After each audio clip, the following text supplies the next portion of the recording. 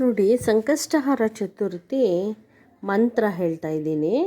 ಈ ಮಂತ್ರ ಹೇಳೋದ್ರಿಂದ ನಿಮ್ಮ ಎಲ್ಲ ಸಂಕಷ್ಟಗಳು ದೂರ ಆಗತ್ತೆ. ನಾಳೆ ಇರೋ ಸಂಕಷ್ಟಹಾರ ಚತುರ್ಥಿನ ನೀವು ಮಾಡೋದ್ರಿಂದ, ಪಾರ್ವತಿನ ಜೊತೆಲಿ ನೀವು ಮಾಡೋದ್ರಿಂದ ನಿಮಗೆ ಎಲ್ಲ ಒಳ್ಳೆಯದಾಗತ್ತೆ. ಮತ್ತು ನೋಡಿ, ಸಾಕ್ಷಾತ್ ವಿಷ್ಣುದೇವ ಶಿವನಿಗೆ ಹೇಳ್ತಾ ಇರುವಂಥದ್ದು ಇದು ಗರುಡ ಪುರಾಣದಲ್ಲಿ ಇರುವಂಥದ್ದು. ಈ ಗರುಡ ಪುರಾಣದಲ್ಲಿ ಆಚಾರ್ಯ ಕಾಂಡ 185ನೇ ಅಧ್ಯಾಯಲ್ಲಿ ಇರುವಂಥದ್ದು. ಶಿವನಿಗೆ ವಿಷ್ಣು ಹೇಳ್ತಾರೆ, ಈ ಒಂದು ಸಂಕಷ್ಟಹಾರ ಚತುರ್ಥಿ ಮಾಡಿ ಈ ಮಂತ್ರ ಹೇಳೋದ್ರಿಂದ ಎಲ್ಲರ ಸಂಕಷ್ಟಗಳು ನಾಶ ಆಗತ್ತೆ. ಇದು ಪ್ರತಿ ತಿಂಗಳು ಬರುವಂಥ ಸಂಕಷ್ಟಹಾರ ಚತುರ್ಥಿ. ಈ ಸಂಕಷ್ಟಹಾರ ಚತುರ್ಥಿನ ಮಾಡಿ ಈ ಮಂತ್ರನ ಪಠನೆ ಮಾಡೋದ್ರಿಂದ ಎಲ್ಲರ ಅಂದರೆ 1000 ಗುಣ ಅಷ್ಟು ಎಲ್ಲರಿಗೂ ಒಳ್ಳೆಯದಾಗತ್ತೆ. ಎಲ್ಲ ಕಷ್ಟಗಳಿಂದ ಹೊರಗೆ ಬರ್ತಾರೆ. ಮಾನವನ ಕುಲಕ್ಕೆ ಇದು ಒಂದು ವಿಶೇಷವಾದ ಒಂದು ವ್ರತ. ಯಾವ ಪ್ರಾಣಿ ಆಗಲಿ, ಯಾವ ಒಂದು ಮನುಷ್ಯ ಆಗಲಿ, ಯಾರೇ ಆಗಲಿ, ಈ ಒಂದು ಮಂತ್ರ ಹೇಳೋದ್ರಿಂದ ಅವ್ರಿಗೆ ಈ ಲೋಕ ಅಲ್ಲ, ಇಹಲೋಕ ಅಲ್ಲ, ಪರಲೋಕದಲ್ಲವರಿಗೆ ಸುಖ, ಶಾಂತಿ, ನೆಮ್ಮದಿ ಸಿಗುತ್ತೆ. ಆದ್ದರಿಂದ ಈ ಮಂತ್ರನ ಪಠನೆ ಮಾಡೋದ್ರಿಂದ ಗಣೇಶನ ಅನುಗ್ರಹ ಅಂದರೆ ಯಾವುದೇ ರೀತಿ ವಿಘ್ನ ಬರಬಾರ್ದು ಯಾರಿಗೂ ಅಂತ ಈ ಮಂತ್ರನ ಗರುಡ ಪುರಾಣದಲ್ಲಿ ಹೇಳಿರುವಂಥದ್ದು. ಗರುಡ ಪುರಾಣದಲ್ಲಿ ಹೇಳಿ ವಿಚಾರನ ಎಲ್ಲರಿಗೂ ತಿಳಿಸಿರುವಂಥದ್ದು ವಿಷ್ಣುದೇವ ಶಿವನಲ್ಲಿ ಹೇಳ್ತಾ ಇರುವಂಥದ್ದು. ಮಾನವನ ಕುಲ ಉದ್ಧಾರ ಆಗಲಿ ಅಂತ ಹೇಳ್ತಾ ಇರೋದು. ಬರೀ ಮಾನವ ಕುಲ ಅಲ್ಲ, ಯಾವ ಪ್ರಾಣಿ ಆದರೂ ಸರಿ ಇದನ್ನು ಹೇಳ್ಬೋದು.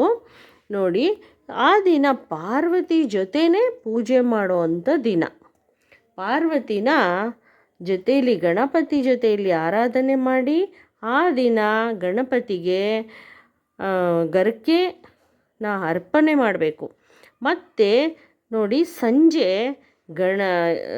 ಸಂಜೆ ಚಂದ್ರದೇವನಿಗೆ ಅರ್ಘ್ಯ ಬಿಡಬೇಕು. ಆ ದಿನ ಗಣಪತಿಗೆ ಫಸ್ಟು ಧೂಪ, ದೀಪ, ನೈವೇದ್ಯ ಎಲ್ಲ ಮಾಡಿ ನೋಡಿ, ಗರ್ಕೆ ಮತ್ತು ಸಿಂಧೂರ ಖಂಡಿತವಾಗ್ಲೂ ಅರ್ಪಣೆ ಮಾಡಬೇಕು ಅವತ್ತಿನ ದಿನ ಗಣಪತಿಗೆ. ಮತ್ತೆ ಏನು ಮಾಡಬೇಕು, ಅದೆಲ್ಲ ಆದ ನಂತರ ನೀವು ಚಂದ್ರದೇವನಿಗೆ ಒಳ್ಳೆಯ ಹಸಿ ಹಾಲಲ್ಲಿ ನೀವು ಅರ್ಘ್ಯ ಬಿಡಬೇಕು. ಚಂದ್ರದೇವನಿಗೆ ನೋಡಿ, ಚಂದ್ರದೇವನಿಗೆ ಅರ್ಘ್ಯ ಬಿಡುವಂಥ ಟೈಮು 9:42. ಈ ಟೈಮಲ್ಲಿ ನೀವು ಚಂದ್ರದೇವನಿಗೆ ಅರ್ಘ್ಯ ಬಿಡಿ. ಆವಾಗ ಚತುರ್ಥಿ ಸಮಾಪ್ತಿ ಆಗತ್ತೆ.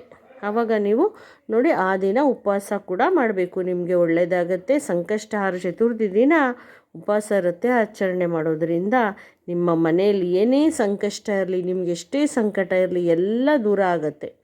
ಅದರಿಂದ ಇರುತ್ತಾ ವಿಶೇಷವಾಗಿದೆ, ಮಾಡಿ. ಮತ್ತು ಮಂತ್ರ ಓಂ ಗಂ ಗಣಪತಿಯೇ ನಮಃ ಅಂತ ಇದನ್ನು ನೀವು 108 ಸಾರಿ ಹೇಳಬೇಕು. 108 ಸಾರಿ ನೀವು ದಿವಸ ಡೈಲಿ ಹೇಳೋದ್ರಿಂದನೂ ನಿಮಗೆ ಗಣಪತಿಯ ಆಶೀರ್ವಾದ ಸಿಗುತ್ತೆ. ಮತ್ತು ನೀವು ನಾಳೆ ಸಂಕಷ್ಟಿ ದಿನವೂ 108 ಬಾರಿ ಓಂ ಗಂ ಗಣಪತಿಯೇ ನಮಃ, ಓಂ ಗಂ ಗಣಪತಿಯೇ ನಮಃ, ಓಂ ಗಂ ಗಣಪತಿಯೇ ನಮಃ ಅಂತ ನೀವು ಆ ದಿನವೂ ನಾಳೆ ಹೇಳಿ ನೀವು ಉಪವಾಸ ವ್ರತ ಆಚರಣೆ ಮಾಡೋದ್ರಿಂದ ನಿಮ್ಮ ಎಲ್ಲ ಅನುಕೂಲಗಳು ಆಗತ್ತೆ. ಮತ್ತು ಚಂದ್ರದೇವನಿಗೆ ಹಸಿ ಹಾಲಲ್ಲಿ ಅರ್ಘ್ಯ ಬಿಡೋದನ್ನು ದಯವಿಟ್ಟು ಮರಿಬೇಡಿ. ಹೀಗಿದೆ, ಈ ವ್ರತನ ಆಚರಣೆ ಮಾಡಿ. ಮತ್ತು ಆ ದಿನವೇ ಪಾರ್ವತಿ ಗಣಪತಿಗೆ ಇಬ್ಬರಿಗೂ ಆರಾಧನೆ ಮಾಡ್ತಾರೆ. ಗಣಪತಿ ಪಾರ್ವತಿ ಇಬ್ಬರೂ ಆ ದಿನ ಧರೆಗೆ ಇಳಿದಂಥ ದಿನ. ಫಾಲ್ಗುಣ ಮಾಸ ಸಂಕಷ್ಟಹಾರ ಚತುರ್ಥಿ ದಿನ ಬಂದಿರುವಂಥದ್ದು. ಅದರಿಂದ ನೀವು ತಾಯಿ ಮಗನಿಗಿಬ್ಬನಿಗೂ ಆರಾಧನೆ ಮಾಡೋದ್ರಿಂದ ನಿಮ್ಮ ಎಲ್ಲ ಸಂಕಷ್ಟಗಳು ದೂರ ಆಗಿ ತಾಯಿಯ ಆಶೀರ್ವಾದ ಸಿಗುತ್ತೆ. ಸಾಕ್ಷಾತ್ ದುರ್ಗಾ ಮಾತೆಯ ಆರಾಧನೆ ಮಾಡೋದ್ರಿಂದ ನಿಮಗೆ ನಾಳೆ ಎಲ್ಲ ಆಶೀರ್ವಾದ ಸಿಗುತ್ತೆ. ಮತ್ತು ಬುಧನ ಮಂತ್ರ, ನಾಳೆ ಬುಧನ ಮಂತ್ರ ಕೂಡ ಹೇಳಬೇಕು ನೀವು.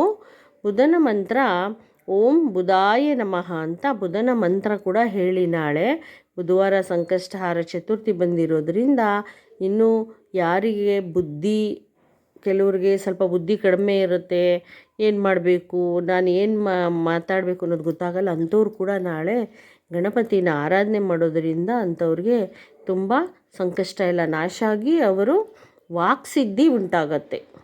ಅದರಿಂದ ಬುಧವಾರ ಸಂಕಷ್ಟ ಬಿದ್ದಿರೋದ್ರಿಂದ ಫಾಲ್ಗುಣ ಮಾಸದಲ್ಲಿ ಬಂದಿರೋ ಅಂಥದ್ದು ಈ ಒಂದು ಸಂಕಷ್ಟ ದಿನ ತಾಯಿ ಮಗನ ಇಬ್ಬರ ಆರಾಧನೆಯನ್ನು ಮಾಡಿ ಇವರ ಆಶೀರ್ವಾದ ಪಡ್ಕೊಳ್ಳಿ. ಮತ್ತು ಇದನ್ನು ನೀವು ತುಂಬ ನೇಮ ನಿಷ್ಠೆಯಿಂದ ಮಾಡಿ ವೀಕ್ಷಕರೇ. ಮತ್ತು ನಾನು ನೆಕ್ಸ್ಟ್ ವಿಡಿಯೋಲಿ ಸಿಗ್ತೀನಿ ನಿಮಗೆ. ಇನ್ನೂ ಒಂದು ವಿಶೇಷವಾದ ಒಂದು ವಿಡಿಯೋದಲ್ಲಿ ಸಿಗ್ತೀನಿ. ನಮಸ್ತೆ.